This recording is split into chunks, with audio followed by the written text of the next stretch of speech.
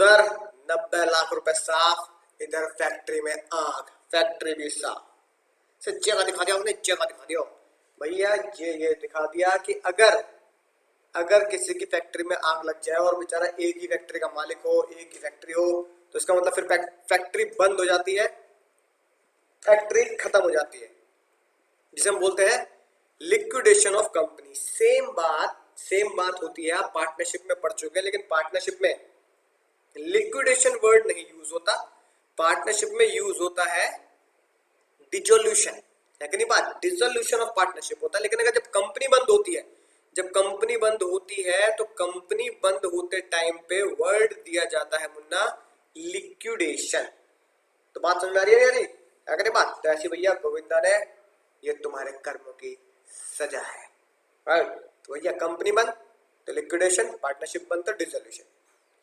Sir ऐसा कब हुआ मुन्ना? ऐसा हुआ आज से कई साल पहले। नेट पे सर्च कर लेना, पहाड़ कहानी सुन के पूरी बात आपको समझ में आ जाएगी। सत्यम लिमिटेड एक कंपनी थी, उसका स्कैम हुआ था बहुत जबरदस्त, जिसमें पहली बार 2 सीएस को, जिन्होंने स्कैम में, है ना, अपनी भागीदारी निभाई थी, सजा मिली थी और इंस्टीट्यूट ने मेंबरशिप भी शायद कैंसिल कर दी थी। नाम मुझे पता नहीं है, आप नेट पे सर्च कर सकते हैं। लेकिन एक्चुअली में हुआ क्या होगा, क्योंकि उसके शेयर्स मेरे घर में भी मेरे पापा के पास भी थे, और वो शेयर लगभग चल रहा था 800-900 रुपए का, और वो सीधा धराशायी हो गया जीरो के लेवल पर। बिल्कुल पूरे के पूरे लोगों के हजारों लाखों करोड़ रुपए बर्बाद हो गए उस स्कैम में, ठीक है। फिर उसको टेक ओवर किया महिंद्रा के द्वारा, और आज सत्यम को टेक ओवर करने के बाद महिंद्रा जो कंपनी चला रही है उसका नाम है महिंद्रा टेक महिंद्रा। तो टेक महिंद्रा मुन्ना मुन्नी वो कंपनी है जिसे महिंद्रा ने टेक ओवर कर लिया था, यानी खरीद लिया था, बाय कर लिया था सत्यम को। तो टेक महिंद्रा, राइट? जो भी होगा देखा जाएगा, है कि नहीं बात? अब हुआ क्या उसकी बात करते हैं, मेरे घर की बात कर लेते हैं। मुन्ना मुन्नी हुआ क्या? कंपनी, है कि नहीं बात? कंपनी भैया जब बंद हुई तो इधर लिखते हैं कंपनी, ठीक है। कंपनी हो गई भैया लिक्विडेट, है ना। पब्लिक गाना गा रही है, सुन रहे ना तू रो रहा मैं। तो भैया कंपनी हो गई है लिक्विडेट, ठीक है। और पानी में, है ना, कंपनी डूबती जा रही है। कंपनी के जितने भी कर्ता धर्ता है वो बेचारी कंपनी को, है ना, सर पे टोकरा लिए कि भैया नैया पार लगा देंगे, जैसे किशन जी को पार लगा दिया गया था, ठीक है, राइट। और यहाँ पे बेचारी सत्यम कंपनी, ठीक है, बहुत ही ज्यादा टोकरे में परेशान। अब तो हो लिया काम, राइट। तो कंपनी लिक्विडेट हो रही है, इसलिए भैया चारों तरफ पानी ही पानी है, पानी ही पानी है, पानी ही पानी। अब भैया अगर लिक्विडेट हो रही है, सर लिक्विडेट हो रही है, तो इधर हो गए भैया श्री राजीव अग्रवाल जी, जिन्हें पिताजी कहता हूँ। तो भैया राजीव जी ने कंपनी के शेयर ले रखे थे। क्या करें भैया, शेयर मार्केट ऐसा ही है ना, सब्जेक्ट टू मार्केट रिस्क होता ही होता है। अब शेयर ले रखे तो कंपनी ने ये बोला, राजीव जी अब तो कंपनी बंद होने वाली है, लिक्विडेट होने वाली है, भैया चाहे भी शेयर आपके पास हो, चाहे भी शेयर आपके पास हो, वो लटा दो। जो बनता होगा हम पे जो बनता होगा, हमारे पास जो पैसा होगा, हमारी एसेट रियलाइज करके जो पैसा आएगा, जैसे अकाउंट पार्टनरशिप पे करते हैं, वो आपको दे दिया जाएगा। तो भैया पिताजी ने कहा, लेट्स से कि भैया मैं आपको अपने सारे के सारे शेयर देता हूँ, रखो भैया सारे के सारे शेयर वापस दे दो। पिताजी के पास जितने भी शेयर थे वो वापस चले गए, ठीक है। कंपनी क्या करती है लिक्विडेशन के टाइम पे? कंपनी लिक्विडेशन के टाइम पे पिताजी को क्या देगी? एरो पे ध्यान देना मुन्ना मुन्नी, एरो पे ध्यान देना। लिक्विडेशन के टाइम पे क्या देगी? लिक्विडेशन के टाइम पे कंपनी देगी असेट डिस्ट्रीब्यूट करेगी। भैया जो भी एसेट्स होंगी वो सारी डिस्ट्रीब्यूट हो जाएंगी बैलेंस शीट में, है ना। जो बिकी होंगी, ठीक है, उनसे पैसा आ जाएगा, या जो बिक नहीं पाई होंगी तो मान लो वही एसेट दे देगी, भैया हमारे यहाँ तो 10 कंप्यूटर रखे हैं राजीव जी, अपने शेयर के हिसाब से 10 कंप्यूटर ले जाओ ना। तो जो भी एसेट होगी, अगर भैया एसेट दी है तो उसकी फेयर मार्केट वैल्यू, है ना, जांच लेंगे। और अगर कैश दिया है, पैसा दिया है, तो फिर कोई दिक्कत नहीं, खाते में पैसा आ ही जाएगा, कोई टेंशन वाली बात नहीं है। इसी को हम क्या बोल देते हैं? एसेट डिस्ट्रीब्यूशन होता है लिक्विडेशन के टाइम पर। कंपनी के पास total asset, let's say example ले रहा हूं, कंपनी के पास टोटल एसेट है 60 करोड़, 60 करोड़ की एसेट रिलाइज हुई, एसेट डिस्ट्रीब्यूशन कंपनी के पास 60 करोड़ का, कितने करोड़, 60 करोड़, ठीक है। राजीव जी के पास समझाने के लिए है ना, कंपनी के 10% शेयर्स हैं, 10% शेयर्स हैं, 10% शेयर्स हैं। तो भैया अगर उनके पास 10% शेयर है तो वो कह रहे हैं भैया 10% शेयर है, 10 के 10% मैं आपको वापस दे देता हूं, आप इसके बदले है ना मुझे क्या कर दो, एसेट दे दो 10% की। इसका मतलब क्या हुआ, अगर भैया पिताजी के पास 10% की होल्डिंग है, 10% की शेयर्स है, तो जितना भी एसेट रिलाइज हुआ है, 60 करोड़ का, जितना भी एसेट रिलाइज हुआ 60 करोड़ का, इसमें से 10% किसका हुआ भैया, जितना भी आपने एसेट रिलाइज किया है ये सब किसमें बटेगा, शेयर होल्डर में बटेगा, केक कटेगा सब में बटेगा, केक कटेगा सब में बटेगा, है कि नहीं बात। तो जब ये केक कटेगा सब में बटेगा तो सबके शेयर्स के अकॉर्डिंगली बटेगा।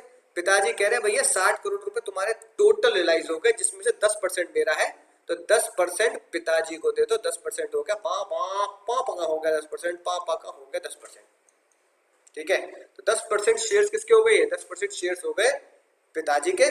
तो 60 करोड़ का 10% है ना, राइट, जो भी नुकसान में गया है वो किसके पास जाएगा भैया, पिताजी के पास जाएगा, 10% पिताजी का हो गया। बोलो बात समझ आ चुके हैं सर, मजा ही आ चुका है, इतनी कहानी बिल्कुल समझ चुके हैं, ठीक है।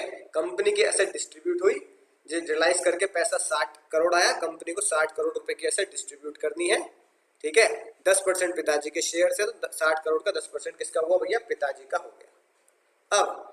अब लॉ में क्या लिखा, लॉ में लिखा भैया इनकम टैक्स का पहले से रूल है, हमको सर पहले से पढ़ा चुके, इनकम टैक्स का रूल, मरने वाले से पैसे ना लेते भैया, मरने वाले से पैसे ना लेते, ठीक है। तो कंपनी के लिए क्या होगा, कंपनी के लिए कोई कैपिटल गेन नहीं आएगा। एक तो कंपनी बेचारी लूटी पड़ी है ना, लिक्विडेट हो गई, धराशायी हो गए शेयर, है कि नहीं, 700 रुपए से 0 पे आ गए, है कि नहीं बात। ऊपर तो जान ले लो बेचारे, कंपनी कैपिटल गेन और कहां से दे, मरने वाले से पैसे लोगों के, डूबने वाले से पैसे लोगों के, वो तो वैसी उधारी में डूबा पड़ा है, तो कर्ज में चल रहा है। ऐसे ही पिताजी ने जितने के शेयर लिए होंगे, है कि नहीं बात, सोचो उसके कई गुना नीचे शेयर मिले होंगे, कितना नुकसान हुआ पिताजी को यार, बहुत नुकसान हुआ, सच बहुत नुकसान हुआ था। तो कंपनी के लिए क्या होगा, कंपनी के लिए कोई कैपिटल गेन नहीं होगा, कंपनी के लिए कोई कैपिटल गेन नहीं।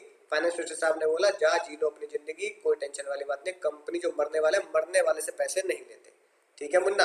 हम मरने वाले से, याद आया पहले पढ़ाया बीमार लोगों से, मरने वाले से पैसे नहीं लेते, मरने वाले से नो पैसे, मरने वाले से नो पैसे, पैसे हम नहीं लेंगे मरने वालों से। अब आते हैं पिताजी की तरफ। पिताजी कह रहे भैया हमारा क्या होगा, हमें बता दो भैया हमारा क्या होगा। तो भैया राजीव जी जिनके पास 10% शेयर है, ठीक है ना, राइट, जिनके पास 10% शेयर है, राइट, उन्होंने कहा कि जब कंपनी बंद होती है मुन्ना, तो कैपिटल गेन के साथ अदर सोर्स के चैप्टर में भी एक बड़ी खतरनाक बात लिखी है, ठीक है ना, राइट। अदर सोर्स में क्या लिखा है, ये तो कैपिटल गेन पढ़ा रहा हूं, है ना, ये बिल्कुल इसी तरह से है, एक तीर से दो शिकार, दो सेक्शन एक साथ लगते हैं मुन्ना, दो सेक्शन एक साथ लगते हैं। एक सेक्शन क्या लगेगा, एक लगेगा सेक्शन आपका जो मैं लिक्विडेशन पे पढ़ा रहा हूं आपको, सेक्शन 46 जो कैप गेन का है, प्लस साथ के साथ एक तीर से दो शिकार, सर दो सेक्शन तो बहुत छोटी बात है, मान ली हमने डिडक्शन में सैलरी में 7-7 8-8 सेक्शन की चेन एक साथ पढ़ी है सर, क्या बात कर दी आपने। और एक ये कैपिटल गेन का सेक्शन लगेगा और एक सेक्शन लगेगा अदर सोर्सेस का, सेक्शन 222C, राइट, 222C। ये तो मैंने आपको बताया अभी कि भाई पिताजी को कितने मिलने हैं, 10% हिस्सा मिलना है। तो भैया अगर मैं कहूँ पिताजी का कितना हिस्सा हो गया, पिताजी का इसमें हिस्सा हो गया 6 करोड़, ठीक है ना, कितना हिस्सा होगा 6 करोड़। यानी पिताजी कह रहे हैं 60 करोड़ की एसेट रियलाइज हुई या 60 करोड़ का एसेट डिस्ट्रीब्यूशन है, तो भैया 10% 6 करोड़ का डिस्ट्रीब्यूशन मेरा हो गया। 222E क्या बोलता है, 222E बोलता है, सुनना बहुत ध्यान से, लिक्विडेशन के टाइम पे, सिर्फ लिक्विडेशन के टाइम पे, only and only on the point of liquidation, only and only on the point of liquidation. अगर लिक्विडेशन के टाइम पर कोई भी कंपनी हो, लिक्विडेशन के टाइम पर सत्यम की तरह अपने शेयर होल्डर को असेट्स दे देती है, असेट डिस्ट्रीब्यूट कर देती है, और साथ में उसके पास कोई एक्यूमुलेटेड प्रॉफिट होता है। क्या होता है सर? Accumulated profit. तो जितना एक्यूमुलेटेड प्रॉफिट होगा, जितना एक्यूमुलेटेड प्रॉफिट होगा, एक्यूमुलेटेड प्रॉफिट के बराबर, एक्यूमुलेटेड प्रॉफिट के बराबर, बराबर है कि नहीं बात? एक्यूमुलेटेड प्रॉफिट के बराबर हम अदर सोर्स में उस अमाउंट को, जितना एक्यूमुलेटेड प्रॉफिट है, उस एक्यूमुलेटेड प्रॉफिट जितने अमाउंट को हम मानेंगे, जबरदस्ती है, जबरदस्ती, डीम्ड डीम्ड डीम्ड डिविडेंड। ठीक है, जैसे वो दिखाता ना पहले, मानो या ना मानो, मानो तो भैया कह रहे हैं ना, मानो या ना मानो। तो मानो या ना मानो, अच्छा लगे बुरा लगे, है ना, हमें इससे कोई मतलब नहीं है। अगर लिक्विडेशन के टाइम पर एक्यूमुलेटेड प्रॉफिट में से पैसा बटा है, लिक्विडेशन के टाइम पर एक्यूमुलेटेड प्रॉफिट में से पैसा बटा है, एक्यूमुलेटेड प्रॉफिट में से पैसा बटा है, एक्यूमुलेटेड प्रॉफिट में से पैसा बटा है, तो वो एक्यूमुलेटेड प्रॉफिट क्या माना जाएगा? डीम्ड डिविडेंड माना जाएगा, डीम्ड डिविडेंड माना जाएगा। बहुत ही बढ़िया, गाड़ी बना दी, धुआं भी निकल रहा है। ठीक है सर, बात समझ में आ चुके, मजे आ चुका है। दो सेक्शन एक साथ कवर करने हैं, लिक्विडेशन पर सेक्शन 46, लिक्विडेशन पर सेक्शन 46, ठीक है मुन्ना, और साथ साथ 222C, 222C जो किसकी बात करता है? एक्यूमुलेटेड प्रॉफिट की बात करता है कि एक्यूमुलेटेड प्रॉफिट के बराबर जो भी अमाउंट होगा उसे डीम्ड डिविडेंड मानेंगे। अब जैसे ही सत्यम लिक्विडेट हुई, बंद हुई, सत्यम से पूछा गया कि भैया तुम बंद तो हो रही हो, जो तुमने असेट डिस्ट्रीब्यूट करी वो भी बहुत बढ़िया है, एक चीज और बता दो। फाइनेंशियल साहब ने बोला मुन्ना एक चीज और बता दो, तुम्हारा एक्यूमुलेटेड प्रॉफिट कितना है, तुम्हारा एक्यूमुलेटेड प्रॉफिट कितना है? तो सत्यम ने पता क्या बताया? सत्यम ने बताया सर असेट तो रियलाइज हुई है, असेट तो डिस्ट्रीब्यूशन होगा 60 करोड़ का, साथ के साथ हमारे पास एक्यूमुलेटेड प्रॉफिट बचा है,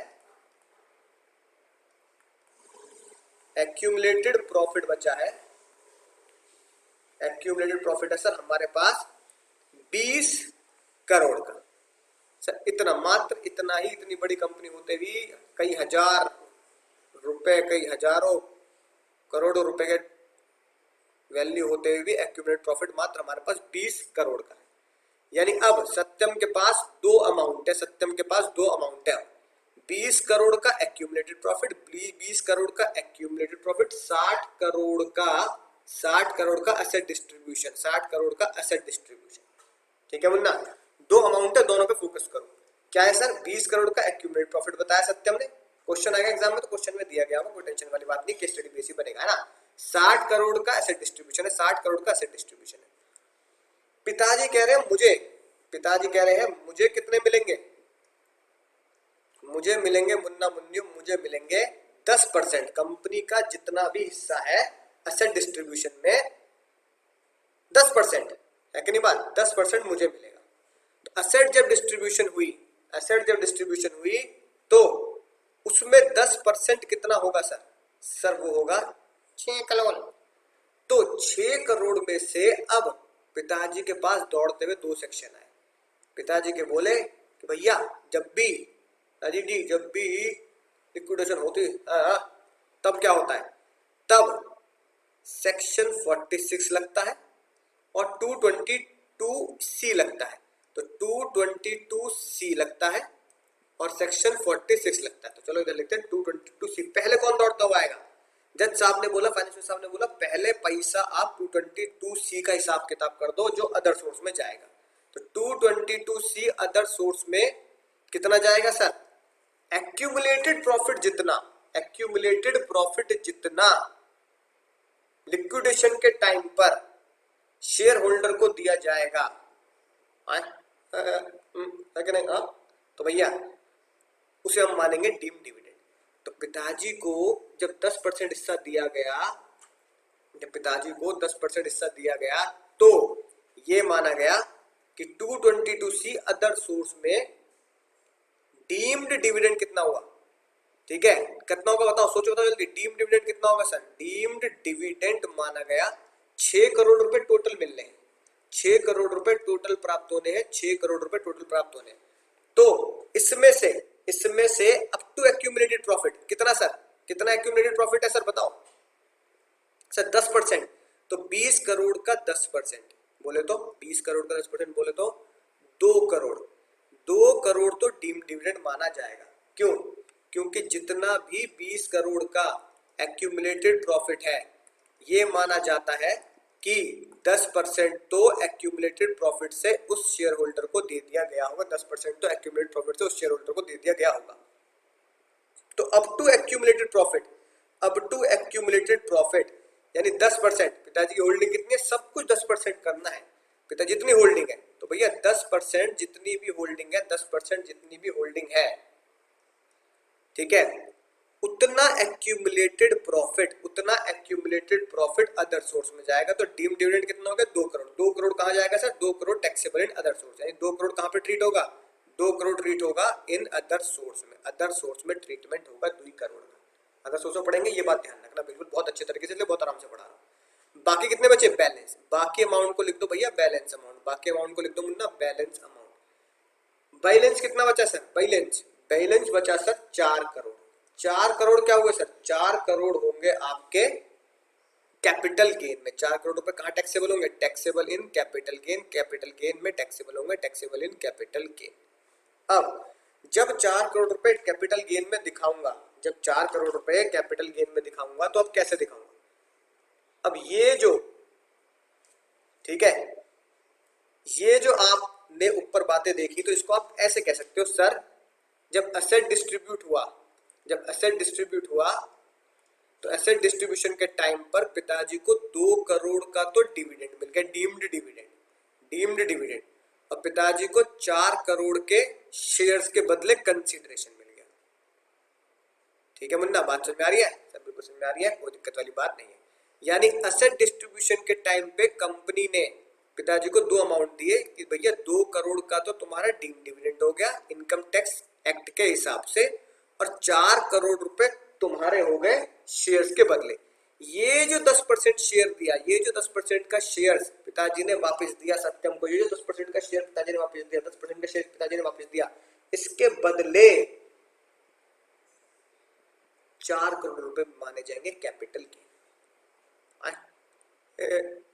नहीं हाँ सर, राइट। अब सर, अब अगर ये बात है तो ये इस मुद्दे के लिए, इस मुद्दे के लिए कैपिटल गेन में क्या लिखा गया है? क्या लिखा गया, ध्यान से देखो। कंपनी के लिए, कंपनी के लिए कोई कैपिटल गेन नहीं है, क्योंकि मरने वाले से कोई कैपिटल गेन नहीं लिया जाता। भाई मेरे पास है, भाई मेरे पास है, तो क्या लिखेंगे? Calculation of capital gain for Shri Rajiv ji, है ना, राजीव जी के लिए कैपिटल गेन निकलेगा। सबसे पहला फॉर द ईयर एस्टिमेट, जो भी लिखना है लिख लो, है ना। एक्स पर 240 शेयर्स क्या होते हैं? एसेट्स होती है, जो है ना आपको बताइए लटका हो जाती है अगर आप कुछ सालों बाद बेचते हो। तो पिताजी ने क्या बेचे? पिताजी ने क्या बेचे माना क्या जाएगा? लिक्विडेशन के टाइम पर जो पिताजी ने शेयर कंपनी को लौटाए equal to sale to company माना जाएगा। जो वापस पिताजी ने शेयर्स दिए कंपनी को, एरो देखो, जो पिताजी ने शेयर्स दिए कंपनी को, ये माना जाएगा कि पिताजी ने वो शेयर सेल कर दिए टू सत्यम, राइट। तो सत्यम को सेल कर दिए, तो कितना अमाउंट आएगा? सेल कंसिडरेशन कितना मानेंगे सर? सेल कंसिडरेशन जितना सत्यम से मिला, कितना मिला सर? 4 करोड़ रुपए, ठीक है, माइनस जितने की पिताजी ने शेयर्स खरीदे होंगे, है ना, 4 साल पहले, 5 साल पहले, 10 साल पहले, राइट। उसके हिसाब से आप क्या निकाल देंगे? Cost of acquisition, cost of acquisition, right. जो भी शेयर्स की वैल्यू बनेगी, चाहे वो 112 ए से बने, जो मैंने बताया लिस्टेड शेयर है, ठीक है, तो COA of listed share, listed share है, एसटीटी पेड हो चुका है, ठीक है ना, राइट। तो उसके हिसाब से आप 112 ए लगा के, यानी कैपिटल गेन आप लॉन्ग टर्म निकाल लेंगे शेयर्स का, तो कोआ निकाल देंगे लिस्टेड शेयर्स की लॉन्ग टर्म। तो ये जो वैल्यू आएगी, चाहे प्रॉफिट आए या लॉस आए, ठीक है ना, चाहे प्रॉफिट आए चाहे लॉस आए, आप उसको नाम देंगे लॉन्ग टर्म कैपिटल गेन, अगर लॉन्ग टर्म है तो, या लॉन्ग टर्म कैपिटल लॉस, और अगर रिसेंटली खरीदे होंगे तो भैया short term capital gain, right, या शॉर्ट टर्म कैपिटल लॉस। अगर लॉस हुआ है तो लॉस आने के चांसेस भी होते हैं, राइट। इस तरीके से भैया कैपिटल गेन निकल के आ जाएगा पिताजी के लिए। बोले सर बात समझ में आ गई? बात समझ में आ चुकी है। ये तो हो गया कैपिटल गेन में। कहाँ पे हो गया sir? Under the head capital gain. Other source में कैसे दिखाएंगे पिताजी? अदर सोर्स में कैसे दिखाएंगे? Calculation of income under the head other sources, calculation of income under the head other sources for mister Rajiv ji, है ना। राजीव जी के लिए अदर सोर्स की इनकम क्या बनेगी? लॉस ही आया था। तो सर आपके पास पापा को क्या हुआ था? लॉस ही आया था। मुन्ना लॉस ही आया था। ये तो मैंने 6 करोड़ 4 करोड़ रुपए हाइपोथेटिकल फिगर ले रखे तुम्हें समझाने के लिए कि 10% तो बहुत बड़ी रकम हो जाती है खैर बड़ी कंपनी में। तो अदर सोर्स में कैसे दिखाएंगे? अदर सोर्स में दिखाएंगे सर डीम्ड डिविडेंड, है ना, कितना प्राप्त हुआ उतना दिखाएंगे। कैसे दिखाएंगे सर? कैसे दिखाएंगे? टोटल अमाउंट रिसीव्ड, है ना, टोटल अमाउंट रिसीव कितना हुआ सर? टोटल अमाउंट रिसीव हुआ एज डीम्ड डिविडेंड, है ना, रुपीज, ये आउटर कॉलम में सेक्शन 222C रुपीज 2 करोड़। तो ये अदर सोर्स की इनकम हो गई 2 करोड़ रुपए। जीटीआई निकालने की बात कहेंगे तो लॉन्ग टर्म कैपिटल गेन या long term capital loss, short term या जो भी है, प्लस 2 करोड़ रुपए अदर सोर्स की इनकम से जीटीआई निकल जाएगी, राइट। अब इस सेल कंसिडरेशन को अगर आपको दिखाना है सर ये सेल कंसिडरेशन कैसे निकाला मैंने, तो बहुत सिंपल तरीके से आप कह सकते हैं टोटल कितना प्राप्त हुआ, टोटल कितना प्राप्त हुआ, टोटल प्राप्त वर्किंग नोट में दिखा देना है। एज पर सेक्शन 46, एज पर सेक्शन 46 टोटल कितना प्राप्त हुआ मुन्ना? टोटल प्राप्त हुए 6 करोड़ रुपए, 10% प्राप्त हुआ। भाई पिता एक्यूमुलेटेड प्रॉफिट कितना था? डिस्ट्रीब्यूटेबल एसेट कितनी थी? डिस्ट्रीब्यूटेबल एसेट थी 6 करोड़। पिताजी का शेयर और डिस्ट्रीब्यूटेबल एसेट थी 60 करोड़। 60 करोड़ में से पिताजी का शेयर कितना हुआ? 10%। तो 60 करोड़ का 10% 6 करोड़। 6 करोड़ में से कितना अदर सोर्स में चला जाएगा? अदर सोर्स में चला जाएगा डीम्ड डिविडेंड के नाम से। कितना सर? 2 करोड़। तो कैपिटल गेन के लिए कितना बचेगा? Sale consideration for capital gain, for capital gain sale consideration हो गया 4 करोड़। यही 4 करोड़ मैंने यहाँ सेल कंसिडरेशन लिया है। यही सेक्शन 46 है ना बताता है, यही सेक्शन 46 बताता है, राइट। तो ये कहाँ चला जाएगा सर? बात समझ में आ चुकी है। ये चला गया मेरा अदर सोर्सेज में, और मुन्ना ये चला गया मेरा कैपिटल गेन में। तो ये आ गया सेक्शन 46, ये आ गया सेक्शन 46, और ये हो गया 222C 222C। दो सेक्शन एक साथ इसके ऊपर लगाए जाते हैं, दो सेक्शन एक साथ इसके ऊपर लगाए जाते हैं। अब देखो क्या लिखी है बात, ठीक है ना। थोड़े कम चांसेस एग्जाम में, थोड़े कम चांसेस है इसके आने के, लेकिन फिर भैया फर्ज बनता है, फर्ज पढ़ना तो देखे पड़ेंगे। When asset transfer by the way of, सुनना ध्यान से, when asset transferred by the way of distribution to the shareholder, shareholder कौन होगा? पिताजी। जब कंपनी लिक्विडेट हो रही है, such distribution shall not नहीं माना जाएगा transfer in case of company, यानी कि लिक्विडेशन के टाइम पर जो असेट डिस्ट्रीब्यूट कर रही है 60 करोड़ की असेट डिस्ट्रीब्यूशन कर रही है कंपनी, वो ट्रांसफर नहीं माना जाएगा। यानी कि आप क्या बोल सकते हैं? No capital gain arises for company, no capital gain arise for company. अब आ जाते हैं पिताजी के पास। In case of share holder of a company, capital gain shall be chargeable tax on distribution, capital gain लेना पड़ेगा। प्रॉफिट है लॉस है कोई दिक्कत वाली बात नहीं है, राइट। कैसे निकालेंगे? कंसिडरेशन कैसे निकालेंगे? कैश मिला है, मान लो पिताजी को कंपनी ने कह दिया एसेट रियलाइज करके भैया हम तो कैश दे रहे हैं आपको, तो जितना कैश प्राप्त हुआ मुन्ना, जितना कैश प्राप्त हुआ, मान लो 6 करोड़ कैश प्राप्त हुआ, माइनस डीम डिविडेंड कितना निकाला था हमने ऊपर? डीम डिविडेंड कितना निकाला था एक्यूमुलेटेड प्रॉफिट के नाम से? सर 10% एक्यूमुलेटेड प्रॉफिट का, तो 2 करोड़, ठीक है। ये आ जाएगा आपका सेल्स कंसिडरेशन, ये आ जाएगा आपका सेल्स कंसिडरेशन। कोवा जो आपके पास है वो निकाल लेंगे। अगर कंपनी ने कहा आपको हम देंगे काइंड में, यानी कि एसेट दे देंगे आपको, एसेट, ठीक है, तो भैया एसेट की फेयर मार्केट वैल्यू है ना, ऑब्वियसली बात है, जो फेयर मार्केट वैल्यू निकल के आएगी वो लगभग उतनी ही होगी जितना पिताजी का शेयर है। तो भैया एसेट की फेयर मार्केट वैल्यू हम मान रहे हैं 6 करोड़ ही निकल के आई है। Less deem dividend, deem dividend तो एक्यूमुलेटेड प्रॉफिट से है ना, एक्यूमुलेटेड प्रॉफिट का 10% निकाल लिया 2 करोड़, तो भी सेल कंसिडरेशन कितना आ गया, सेल कंसिडरेशन 4 करोड़ आ गया, 4 करोड़ आ गया। ठीक है मुन्ना, इस तरीके से बहुत सिंपल तरीके से आपको कैलकुलेशन करनी है बिना किसी टेंशन के। सर एक और क्वेश्चन हो जाए ना तो दिमाग में आता मजी सटकली, बहुत बढ़िया तरीके से बात घुटनों तक पहुंच जाएगी। देखो कुछ सेम सा ही क्वेश्चन बनाया है आपके लिए। डूबती नैया ने 1 लाख शेयर इशू किए, जिसमें से मिस झुनझुनवाला के पास 10,000 शेयर है। यानी कि लिक्विडेशन की सबसे बढ़िया ट्रिक, और राज की बात अगर तुम्हें बताऊं, लिक्विडेशन की सबसे बढ़िया ट्रिक और राज की बात यही है, कभी क्वेश्चन गलत नहीं होगा इस ट्रिक से। सर क्या है, जल्दी बताओ। पहले क्या करो, पहले जितना शेयर होल्डर के पास शेयर है ना उसे परसेंटेज में निकाल लो। जैसे इस क्वेश्चन में 1 लाख टोटल कंपनी ने शेयर इशू करे, जिसमें से मिस झुनझुनवाला के पास 10,000 शेयर है, तो भैया मिस झुनझुनवाला के पास कितने परसेंट की होल्डिंग है, तो आप बोलोगे miss Jhunjhunwala hold 10% holding, 10% share holding है, 10% शेयर होल्डिंग है। यानी अब जो भी काम करना है हमें मुन्ना मुन्नी, अब जो भी काम करना है, जो भी काम करना है वो 10% के हिसाब से करना है, 10% के हिसाब से करना है। 10% is the crucial amount, 10% is the crucial amount, 10% से सॉल्व करना है। ठीक है ना। उन्होंने परचेज किए थे शेयर 10 रुपए के हिसाब से 2016 में, आप कॉस्ट निकाल सकते हैं, कॉस्ट बिल्कुल बढ़िया तरीके से।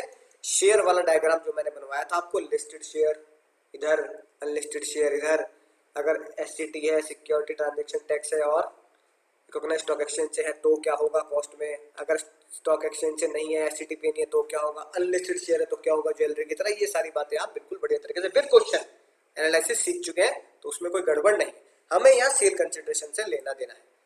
कंपनी गोज इनटू लिक्विडेशन, लियो भैया लियो, लियो भैया लियो लियो लियो, डूब गई कंपनी लियो। ठीक है, आपके अपने प्रीवियस ईयर में बताओ क्या कर सकते हैं।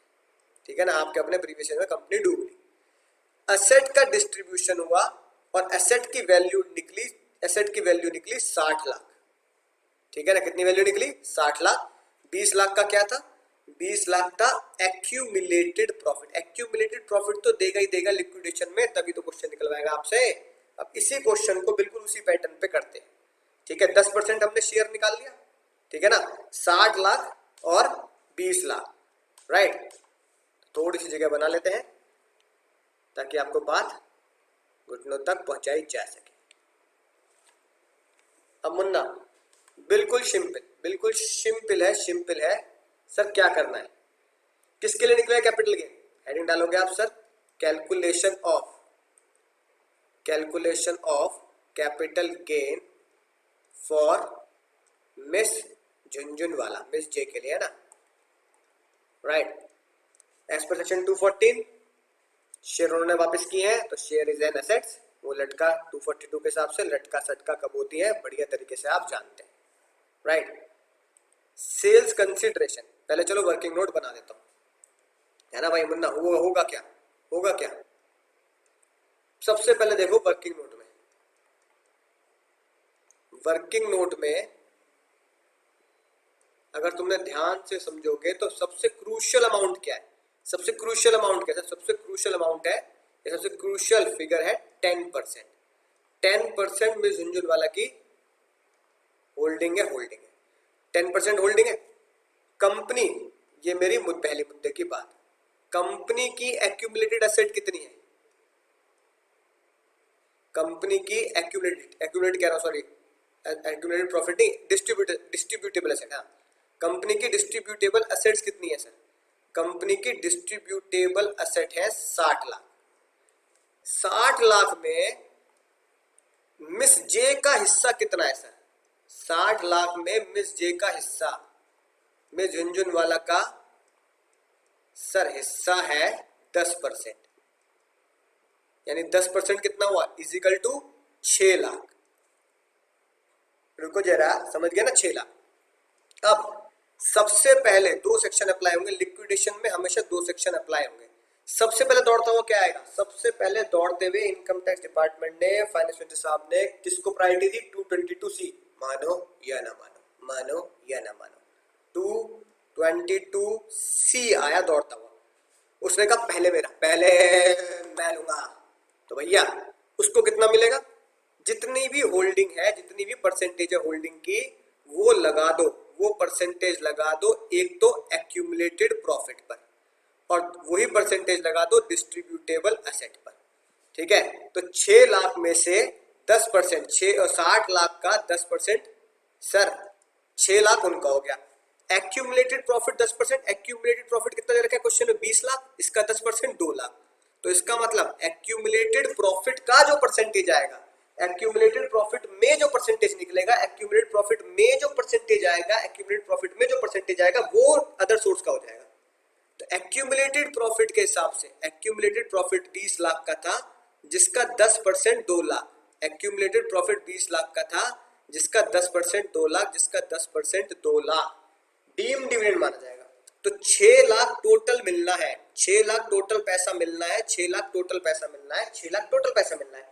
इस 6 लाख टोटल पैसे में, 6 लाख टोटल अमाउंट में पहले निकाल लो एक्यूमुलेटेड प्रॉफिट कितना है, डीम डिविडेंड कितना है। तो एक्यूमुलेटेड प्रॉफिट का अमाउंट मैंने निकाल दिया 2 लाख। सिंपल, जितना एक्यूमुलेटेड प्रॉफिट दे रखा है ना क्वेश्चन में 20 लाख, उसका 10% कर दो। जो भी अमाउंट दे रखा है उसका 10% कर दो, एक्यूमुलेटेड प्रॉफिट दे रखा है उसका 10% कर दो, है ना। और यही आप कहानी में किसमें लगाई? डिस्ट्रीब्यूटेबल एसेट में, उसका 10% कर दिया। तो 6 लाख में से एक्यूमुलेटेड प्रॉफिट कितना आया सर? 6 लाख में से एक्यूमुलेटेड प्रॉफिट का 10% निकाला तो 2 लाख आया। बाकी बैलेंसिंग अमाउंट होगा। बैलेंस अमाउंट कितना बचा? बैलेंसिंग फिगर, बैलेंसिंग अमाउंट बचा 4 लाख। ठीक है, अब कैपिटल गेन कैसे आएगा? कैपिटल गेन कैसे आएगा? Sale consideration, working note number 1, इसमें ऐसे दिखा देना, कोई दिक्कत नहीं, नोटिंग डालकर, है ना। इस पर सेक्शन 222E या 46 दोनों की नोटिंग डालकर, राइट। क्या लिखोगे? सेल कंसिडरेशन वर्किंग नोट के हिसाब से 4 lakh minus index cost of acquisition. अगर शेयर्स क्या है? अनलिस्टेड है। शेयर्स अनलिस्टेड हो, इंडेक्स कॉस्ट ऑफ एक्विजिशन निकाल देना, राइट। आपको बताइए COA into index of sale year यानी ट्रांसफर ईयर, जिस year transfer divide by index of purchase year यानी कि बाइंग ईयर, और क्या आ जाएगा हमारा? कैपिटल गेन आ जाएगा, लॉन्ग टर्म कैपिटल गेन। अगर ये अनलिस्टेड की जगह लिस्टेड हो जाते हैं, अनलिस्टेड की जगह लिस्टेड हो जाते हैं, तो वही डायग्राम वही एसआर के फॉलो करना और बिल्कुल बढ़िया तरीके से लिस्टेड शेयर के हिसाब से वैल्यू निकाल देना, राइट। कैसा निकलेगा? 112 लगा के जैसे भी आप निकालते हैं। ये तो हो गया सर हमारा कैपिटल गेन, कैप गेन आ गया, राइट। अदर सोर्स में कैसे निकालेंगे? अदर सोर्स में क्या लिखोगे? Calculation of income under that other source for miss Jhunjhunwala, ठीक है। डीम्ड डिविडेंड रिसीव्ड एज पर सेक्शन 222C, ये भी हमने वर्किंग नोट में निकाल दिया, राइट। कितने रुपए सर? ये 4 लाख थे, और क्योंकि टोटल 6 लाख था तो ये 2 लाख, ये अदर सोर्स की इनकम आ जाएगी। तो ये हो गया मुन्ना 2 लाख का डीम्ड डिविडेंड, राइट। और ये मुन्ना 4 लाख का कैपिटल गेन सेक्शन 46। मतलब सर बात समझ में आ चुकी है, मजा ही आ चुका है, बात समझ में आ चुके हैं, मजा ही आ चुका है, राइट। सेल कंसिडरेशन किस तरीके से निकाली है मैंने? बिल्कुल इस तरीके से निकाली है। क्या किया? आप चाहे ऐसे दिखा सकते हो, total amount received 6 lakh minus deem dividend taxable in other source, deem dividend taxable in other source कितने? 2 लाख। तो कितना बचा कैपिटल गेन में? 4 लाख। 4 लाख यहाँ दिखा दिए। डीम डिविडेंड कहाँ चला गया? 2 लाख का। डीम डिविडेंड 2 लाख का हम अदर सोर्स में ले जाएंगे, चाहे ऐसे दिखा दो, चाहे ऐसे डायग्राम बना के दिखा दो, कोई टेंशन वाली बात नहीं है। मुद्दे की बात है, क्वेश्चन सॉल्व होना चाहिए। क्वेश्चन अब आपका सॉल्व हो चुका है, मुद्दे की बात समझ चुके हैं। यानी सबसे बड़ा मुद्दा यही है, इस परसेंटेज का खेल है सारा, इस परसेंटेज का खेल है सारा, इस परसेंटेज का खेल है सारा, इस परसेंटेज का खेल है सारा। सबसे पहले क्वेश्चन में जाते ही ढूंढना है कि जिस लिक्विडेशन पे जिस एसएससी को एसेट डिस्ट्रीब्यूट की जा रही है, और जो एसएससी अपने शेयर वापस दे रहा है, और जिस एसएससी को एसेट डिस्ट्रीब्यूट की जा रही है, उसका हिस्सा कितना है। जैसे उसका हिस्सा इस क्वेश्चन में, हमारे क्वेश्चन में 10% है, ठीक है। तो एसेट डिस्ट्रीब्यूटेबल में उसका 10% का हिस्सा निकाल लेंगे, और फिर 10% में से, जैसे हमारा 10% का हिस्सा निकला 6 लाख, 10% का हिस्सा निकलेगा 6 लाख। तो पहले इसमें से, इस 10% हिस्से में से, डिस्ट्रीब्यूटेबल एसेट के हिस्से में से पहले अलग कर दो बिना टेंशन के डीम डिविडेंड। डीम डिविडेंड कितना होता है? इसी यही 10% लगाना है एक्यूमुलेट प्रॉफिट पर, यही 10% लगाना है एक्यूमुलेट प्रॉफिट पर, यही 10% लगा देना एक्यूमुलेट प्रॉफिट पर, यही 10% एक्यूमुलेट प्रॉफिट पर लगाया, यही 10% एक्यूमुलेट प्रॉफिट पर लगाया, तो भैया 10% के हिसाब से आ गया 2 लाख रुपए। बैलेंसिंग फिगर कैपिटल गेन को दे दो, बैलेंसिंग फिगर कैपिटल गेन को दे दो। उम्मीद है बात समझ में आ चुकी है दोस्तों, मुद्दा घुटनों तक पहुंच चुका होगा। तो चलिए दोस्तों एक क्वेश्चन और हो जाए सर, कितने एक क्वेश्चन हो जाए तो मजा आ जाएगा। देखो क्या लिखी है बात, सर मिस्टर बोलू है, बहुत मजेदार क्वेश्चन, ध्यान सुनना। मिस्टर बोलू है जो परचेज कर रहे हैं शेयर, गपला लिमिटेड के परचेज किए 1 लाख रुपए के, 1 लाख रुपए के। कंपनी लिक्विडेट हो गई और भोलू को कंपनी ने इस बार ज्वेलरी दे दी, ज्वेलरी। यानी कि हमने क्या पढ़ा अभी सेक्शन के अंदर, अगर कोई एसेट मिलती है तो हम ये मानते हैं कि लिक्विडेशन के टाइम पर शेयर होल्डर ने शेयर दिए, कंपनी ने एक्यूमुलेटेड और कंपनी ने डिस्ट्रीब्यूटेबल एसेट में एसेट दे दी जिसकी फेयर मार्केट वैल्यू ही सेल कंसिडरेशन माना जाएगा, फेयर मार्केट वैल्यू। एक और मजेदार बात, जो फेयर मार्केट वैल्यू मिली है 1.5 लाख रुपए, उसमें 10,000 रुपए का डीम डिविडेंड पहले से इंक्लूड है। वो मैंने कैसे निकाल रखा है, वो बिल्कुल वैसे निकाल रखा है जैसे हम परसेंटेज पे निकालते हैं। परसेंटेज निकाल लो, परसेंटेज निकालने के बाद एक्यूमुलेटेड प्रॉफिट में परसेंटेज लगा दो जैसे हमने ऊपर वाले केस में लगाया, और परसेंटेज लगाने के बाद आपको वैल्यू पता लग जाएगी। वो निकली सर हमारे इस केस में 10,000 रुपए। ये क्वेश्चन ड्राफ्ट किया गया इस मुद्दे की वजह से मुन्ना, इस मुद्दे की वजह से लेटर ऑन जो ये ज्वेलरी मिली किसके बदले, शेयर लिक्विडेशन पे देने के बदले ज्वेलरी मिली, उसको सेल कर दिया बी ने 5 लाख रुपए में। तो आपको क्या करना है, कैलकुलेट करना है कैपिटल गेन, पहले शेयर्स पे निकालो जो लिक्विडेशन पे हुआ, फिर कुछ दिनों के बाद जब भी ज्वेलरी बेची उस ज्वेलरी पे भी कैपिटल गेन निकालो, और एज्यूम कर लो दोनों के दोनों शेयर्स और ज्वेलरी शॉर्ट टर्म पीरियड में ही हमने बेच दी है, शॉर्ट टर्म पीरियड में हमने काम कर दिया है। पहले मैं क्या कर रहा हूं, पहले मैं निकाल रहा हूं कैपिटल गेन ऑन शेयर्स पे कैपिटल गेन निकाल रहा हूं मैं, बिल्कुल सिंपल जैसे हमने अभी है ना निकाला, बहुत बढ़िया तरीके से। सर कैसे निकलेगा, ध्यान से देखना, सॉल्यूशन को ध्यान से देखना। सर सबसे पहले मैं क्या करूंगा, total amount received from company on liquidation is equal to कितने रुपए मिले सर, हमें मिले 1.5 लाख रुपए, है ना। हाँ सर 1.5 लाख रुपए मिले, राइट। तो ये आ गया सर 1.5 लाख रुपए। इसमें से डीम्ड डिविडेंड माइनस कर दो, क्योंकि डीम्ड डिविडेंड कहा जाता है अदर सोर्स में जाता है, तो minus deemed dividend section 222C के हिसाब से जो कहां टैक्सेबल होगा, अदर सोर्स में टैक्सेबल होगा। कितना मिला सर, 10,000 रुपए मिला। तो कैपिटल गेन के लिए सेल कंसिडरेशन कितना हो गया, सेल्स कंसिडरेशन, तो मैं इसे क्या लिखूंगा, sales consideration for capital gain. किस चीज का सेल कंसिडरेशन है, मैंने अपनी असेट यानी अपने शेयर लिक्विडेशन होने पर मैंने अपने शेयर 1,40,000 रुपए में किसको बेच दिए, कंपनी को बेच दिए कि भैया शेयर ले लो, 1,40,000 रुपए की मुझे असेट दे दो। तो ये जो टोटल अमाउंट रिसीव्ड है, ये अमाउंट रिसीव्ड की जगह यहां लिख दो, टोटल अमाउंट रिसीव्ड की जगह लिख दो फेयर मार्केट वैल्यू, है ना, fair market value of asset received, है ना, ये बिल्कुल परफेक्ट लाइन है, fair market value of asset received, right. तो फेयर मार्केट वैल्यू जो एसेट रिसीव करी उसकी लिख दी 1.5 लाख, जिसमें डिविडेंड इतना माना गया, तो सेल कंसिडरेशन कितना बना, इतना।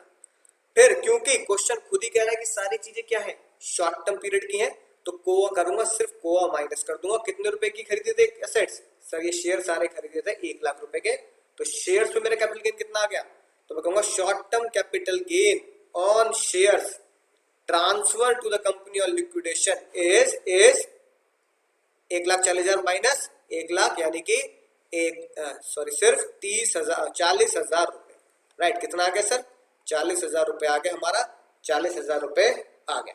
बोलो सर बात समझ में आ चुकी है, मजा ही आ चुका है, राइट।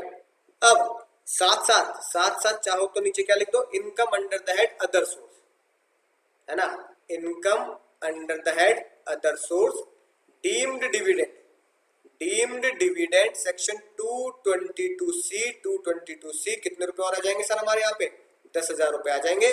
और अगर वो कहते भैया और कोई इनकम नहीं है सिर्फ जीटीआई निकाल दो, तो जीटीआई इसकी आ जाएगी सर 50,000 रुपए की इसकी जीटीआई आ जाएगी, 50,000 रुपए की इसकी जीटीआई आ जाएगी। डिडक्शन नहीं हुई टीसी से लेकर टीयू तक की, तो यही एनटीआई भी बन जाएगी। ठीक है सर, बात समझ में आ चुकी है। दोनों हेड को हमने जोड़ दिया, ये भैया कैपिटल गेन जोड़ दिया यहाँ पे, ये भैया अदर सोर्स निकाल दिया और दोनों को जोड़ के जीटीआई निकाल दी। बोले सर बात समझ में आ चुकी है, सिंपल सी बात, नोट भी कर चुके। अब इसने क्या किया, वही ज्वेलरी बेच दी। मैंने सोचा इसे मिला क्या था लिक्विडेशन पे, है ना, भोलू को मिली थी ज्वेलरी। भोलू को क्या मिली थी सर, भोलू को ज्वेलरी मिली थी, भोलू को ज्वेलरी मिली थी। अब जो भोलू को ज्वेलरी मिली थी वो उसने बेच दी, राइट।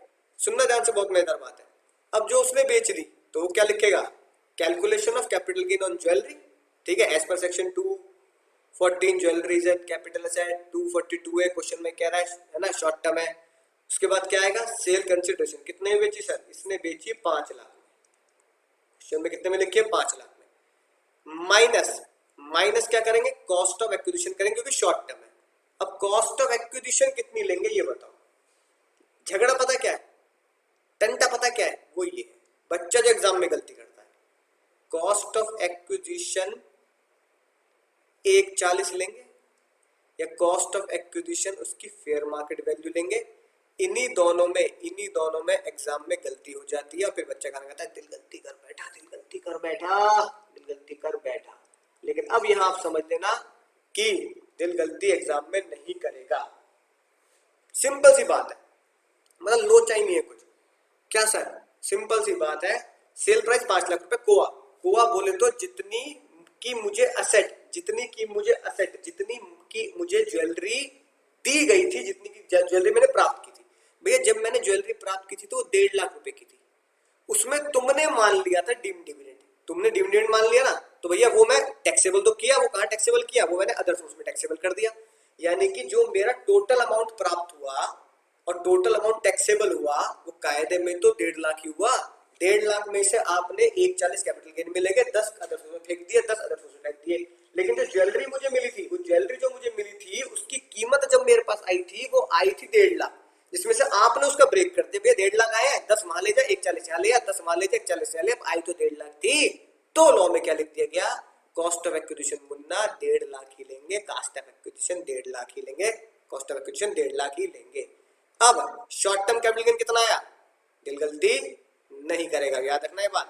तो अब आप लिखेंगे short term capital gain, short term capital gain, short term capital gain, क्योंकि दोनों शॉर्ट पीरियड में सेल करी हमने। सर ये आ गया 3,50,000, 3,50,000 जी आ गया हमारा शॉर्ट टर्म कैपिटल गेन। बिल्कुल मजेदार क्वेश्चंस तुम्हें करा चुका हूं मैं बहुत सारे, इसके ऊपर इससे बाहर आएगा ही नहीं, बिल्कुल मिल जाएगा, गारंटेड है, राइट। तो क्या याद रखेंगे, ठीक है ना, क्या याद रखेंगे, जब कोई फेयर मार्केट वैल्यू असेट की हमें मिलती है, यानी जब असेट मिलती है और हम उसकी फेयर मार्केट वैल्यू को टैक्सेबल कर देते हैं शेयर के केस में, और जब उस असेट को हम दोबारा बेचते हैं, ज्वेलरी मिली तो शेयर के केस में ऐसे निकाल दिया, फिर उस ज्वेलरी को हमने बेचा, तो ज्वेलरी को बेच के जब कॉस्ट ऑफ एक्विजिशन लेंगे तो ज्वेलरी की फेयर मार्केट वैल्यू लेंगे जितने रुपए की मिली थी। ये बात आप जीकेपीएल कर लेंगे। बोलो सर मजा ही आ गया। उम्मीद है बात समझ में आ चुकी है दोस्तों, मुद्दा घुटनों तक पहुंच चुका होगा।